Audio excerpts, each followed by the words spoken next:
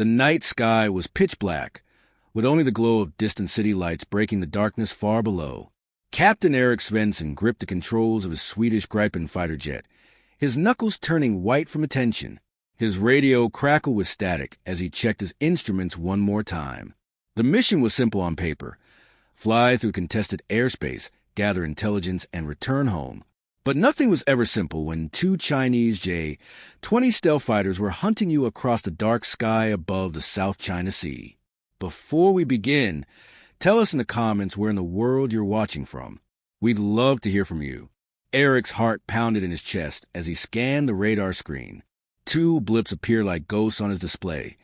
The J-20s were out there, somewhere in the darkness, and they were getting closer. He had trained for this moment for 15 years. But training could never prepare you for the real thing. The fear was real. The danger was real. Everything was real now. Viper 1, this is Command, came the calm voice through his headset. It was Colonel Anderson, the man who had trained Erik since he was a young pilot. We're showing 2 contacts moving your direction. Time to get out of there. Copy that, Erik responded, keeping his voice steady even though his mind was racing. I'm heading back to base now.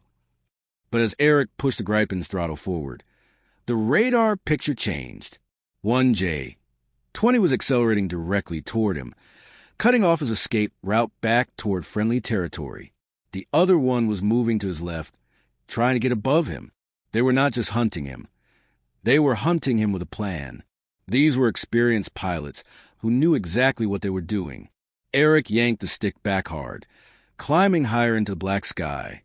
The G-forces pressed him into his seat, making everything feel heavy and difficult. Sweat dripped down his forehead as he weaved between the stars, trying to stay away from the deadly missiles that could reach out and find him in the darkness. The Gripen was fast and agile, but it was not invisible. And right now, the J-20s knew exactly where he was. Before we begin, tell us in the comments where in the world you're watching from. They're locking on to me, Erik said into his radio, his voice tight and controlled, going to test their patience. On the ground in Beijing, Captain Lei Chen sat in the command center, watching the same radar screen that Erik was looking at. Lei had been flying J-20s for 10 years, and he had never felt pressure like this before. The target was fast and clever, and his wingman, Lieutenant Tang, was equally determined to bring down the Swedish pilot. This was not just a military engagement to them. It was personal. It was about proving which fighter was superior, which pilot was better, which nation's air force was strongest. Viper 1 is making hard turns to the east, Tang said through the radio. His voice was steady and professional, but Lei could hear the excitement underneath. He's trying to escape. Stay with him, Lei commanded, pushing his J-20 faster through the night. We have him now. But Erik was not panicking. His mind was sharp and clear, working through the problem like a chess player thinking 10 moves ahead. The Gripen had advantages the J-20s did not have.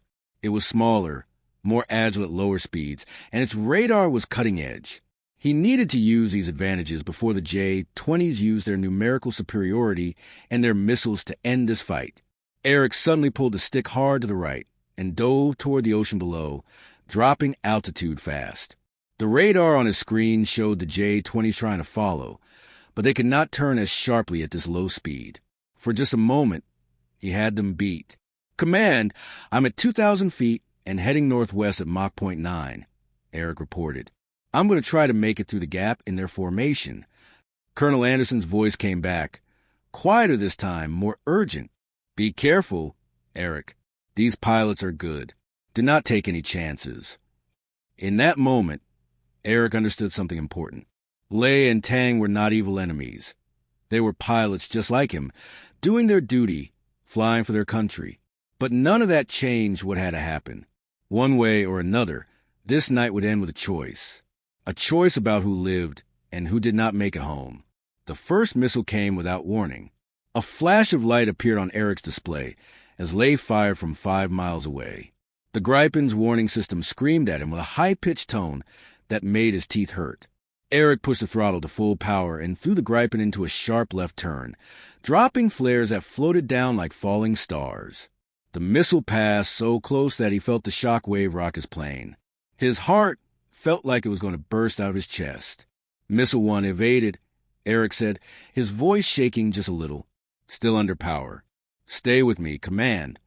But Tang was already firing the second missile. This one was faster, smarter, coming from a different angle. Erik knew he could not outturn this one. He could not outrun it either. So he did something unexpected. He went up, straight up into the black sky, braking hard to the right as he climbed. The missile followed for a moment, then lost its target. The Gripen's superior climb rate had saved him again. Lei saw the missile fail on his screen and felt a flash of respect for the Swedish pilot. This man was good, very good, but Lei was good too, and he had one advantage that Erik did not have, a second fighter.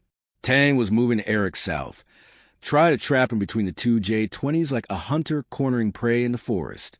"He's in a box," Tang said, excitement creeping into his voice. "We have him." Erik looked at his fuel gauge and felt a chill run through him. He had less than 10 minutes of fuel left. Flying all those evasive maneuvers had burned through his reserves faster than he expected. If he did not find a way out of this trap soon, he would have to eject over the ocean. He would survive, but the mission would be a failure, and worse, he would be caught. That was when Erik saw it, a small window of opportunity. Lei was making a turn to the south to box him in completely, which meant for just 30 seconds, there would be a gap between the two J-20s. A gap just wide enough for the Gripen to slip through. It was risky. It was desperate, but it was the only chance he had. "I'm going through," Erik said, command. "Tell my family I tried my best." He pushed the throttle forward one more time and flew directly at Lei's J-20. The two jets passed so close that if they had touched wings, it would have been over for both of them.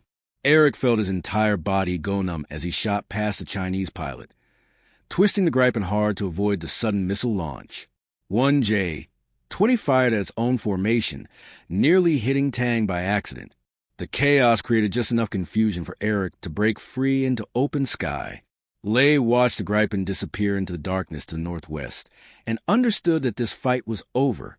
The Swedish pilot was too clever, too fast, and too brave to be caught.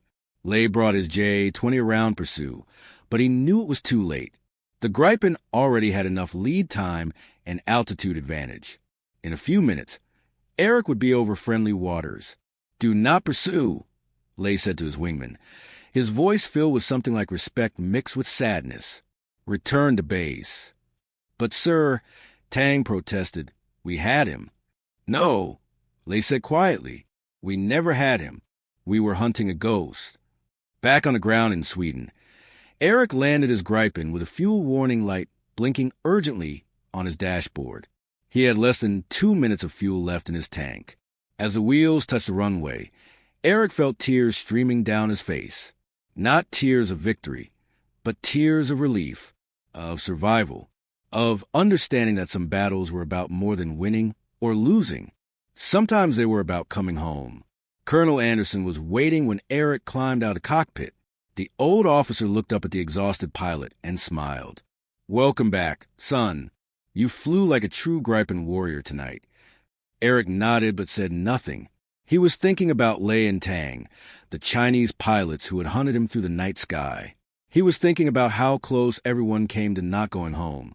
And he was thinking about a simple truth that every pilot learns.